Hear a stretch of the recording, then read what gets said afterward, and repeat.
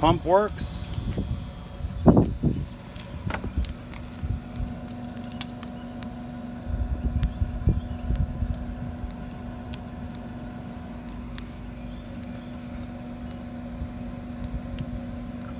I feel like I can hear static electricity.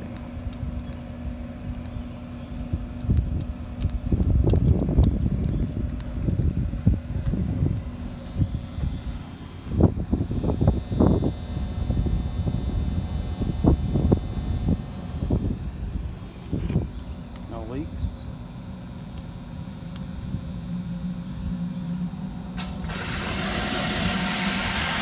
Good job.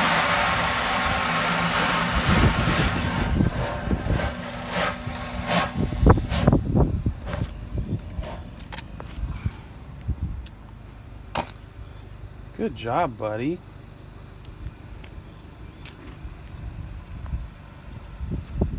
Well, the utility pump and filter apparatus worked perfectly.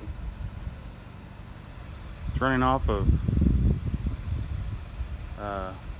alternating current inverter from a running car with a 12-volt battery. There was a little bit of popping and weird, almost sounded like static electricity. I'm not sure what that's all about. Maybe it could deal with the humidity, I'm not entirely sure. But the filter apparatus worked splendidly. Alright, we're going to do experiment B. And I'm going to recreate the same situation, pumping 3 gallons of fresh veggie oil with this pump apparatus, just using regular old AC from the house. See if that little static popping noise comes up, and also see how long it takes, how many gallons per minute, what the flow rate on the pump is. With, I think this is a 10 micron filter, and I thought it did pretty good. Alright, and do it on the minute mark. 3, 2, 1, go.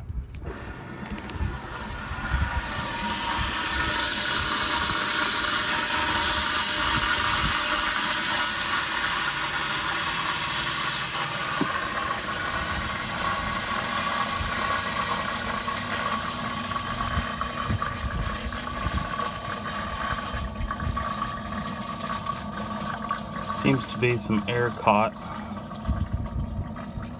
Maybe not. No leaks. That's good. It's doing good.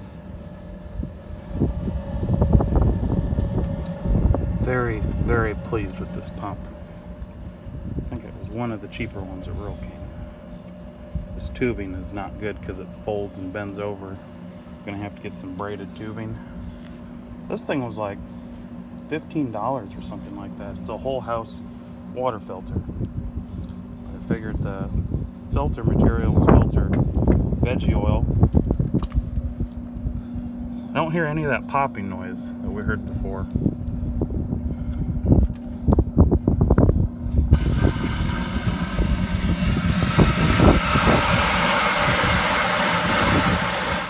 Well, ladies and gentlemen, it turns out it pumps 2 gallons per minute, and that's assuming maybe it's a little bit less than that, maybe it's a little bit more, plus or minus, you know.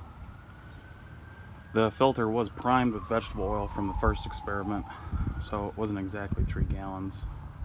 I'm going to open up this bucket with a spigot on it and see what the flow rate of filtered vegetable oil is on it. It's probably going to take a very long time.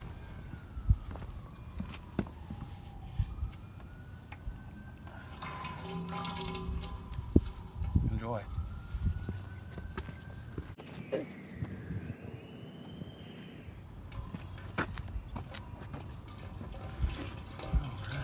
Well, looks like it hasn't done much of anything. Still moving though. We have to get a bigger spigot.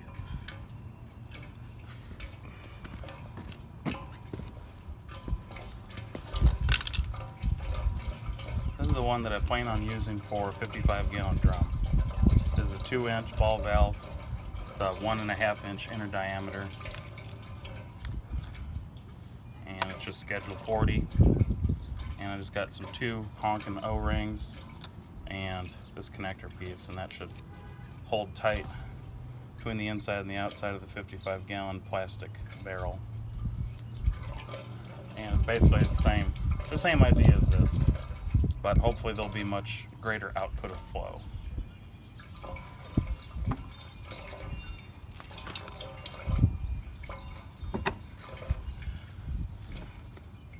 I'm going to open up the filter and see what it looks like in there.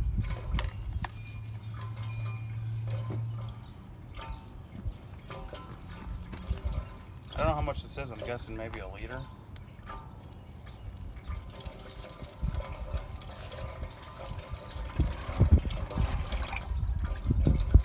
Windy today. But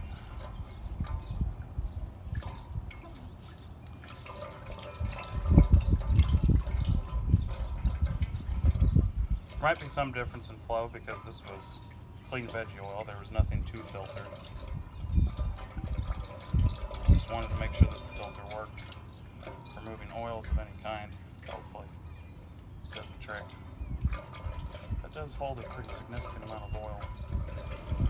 Ideally, this will be mounted, it'll be stationary on the Danger Ranger, little 1993 2.3 liter Ford Ranger XL, and trying to find a nice little place on the outside where this can stay stationary, or just stay stationary when it's in park, even though it has no parking brake.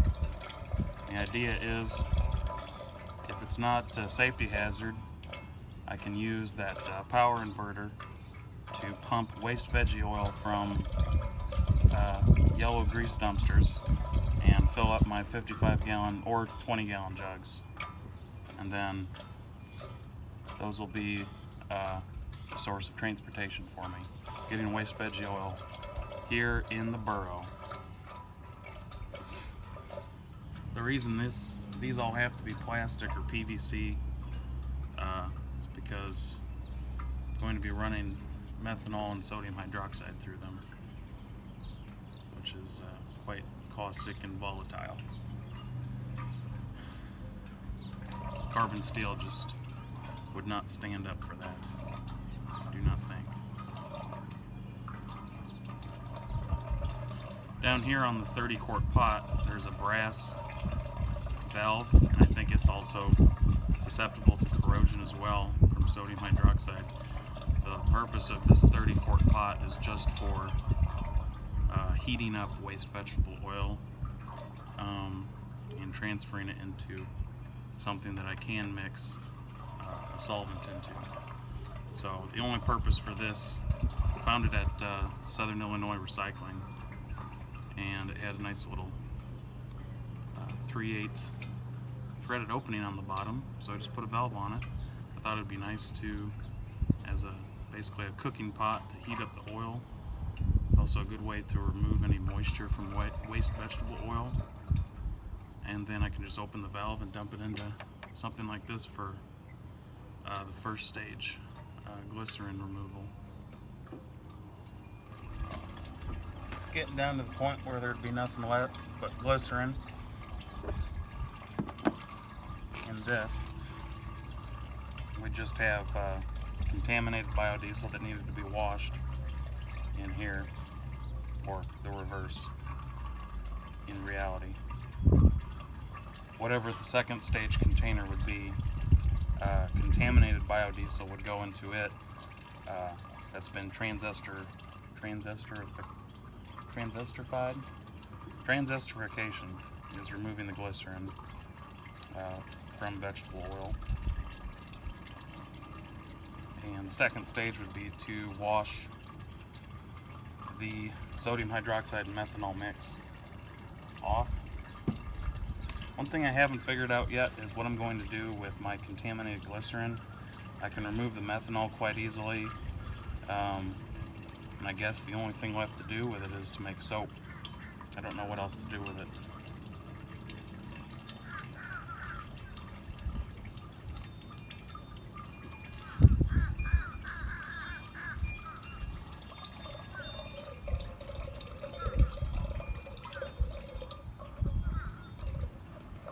Now this should be 3 gallons because I dumped what, or close to 3 gallons because I dumped what was in the filter in here. Ordinarily I would not do that. So I'm going to lose quite a bit of stock as we go from stage to stage. Well, that's all about all the patience I have for this. It's about to the middle of the drain hole. I'm gonna go ahead and close it up.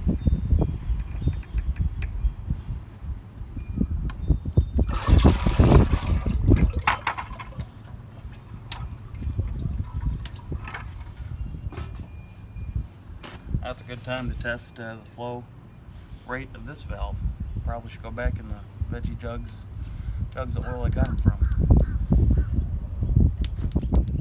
Okay, so I just started this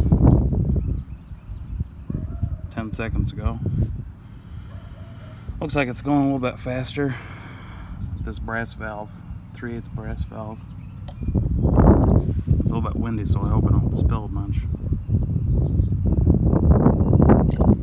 Now, if I can find a lid for this thing, or just make one, maybe out of some just standard plastic, I don't know, some crap I can find at Lowe's, and then attach an air valve to it, I can put it under pressure and it can come out a lot faster.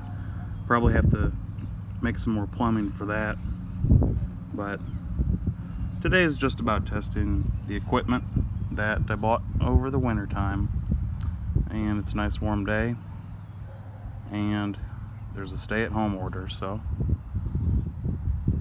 figured today was the perfect day to do this.